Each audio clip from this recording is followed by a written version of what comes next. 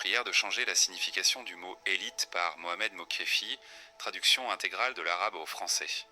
Dans notre monde où les significations s'entremêlent et où les valeurs se dispersent, le concept de élite apparaît comme un mot qui recèle d'infinies contradictions.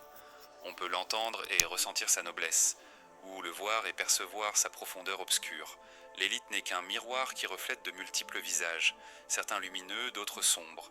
Lorsque nous parlons d'élite, nous avons souvent tendance à penser à l'excellence, à la créativité, à ceux qui mènent les sociétés vers un avenir meilleur. L'élite des intellectuels, l'élite des artistes, l'élite des scientifiques, ceux qui avancent avec détermination vers la construction d'un monde plus beau et plus compréhensible. L'élite de la sophistication porte entre ses mains la flamme du changement, la flamme de l'espoir, la flamme du rêve qui ne s'éteint jamais. Mais est-ce là le seul visage de l'élite? Bien sûr que non. Il existe une autre élite, une élite qui se cache derrière des rideaux sombres, une élite hypocrite, traîtresse et voleuse, une élite qui maîtrise l'art de manipuler les mots et de falsifier les faits pour les faire passer pour la vérité absolue. Une élite qui vit aux dépens des autres, qui pille leurs rêves et vole leurs espoirs sans ciller. L'hypocrisie a son élite, oui, cette catégorie qui sait porter des masques, qui change de couleur pour s'adapter aux circonstances qui l'entourent.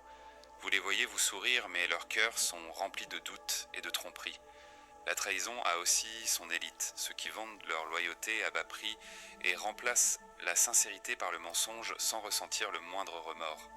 Même le vol a son élite, pas seulement ceux qui volent des biens matériels, mais aussi ceux qui volent des idées, volent du temps, volent la confiance.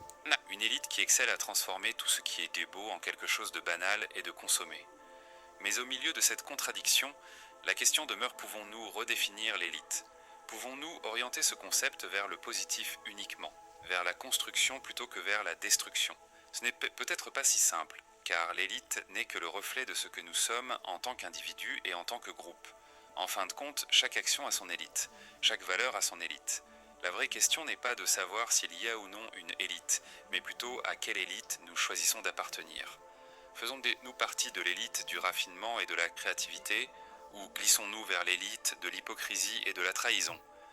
Le choix nous appartient toujours, et c'est nous qui faisons la différence.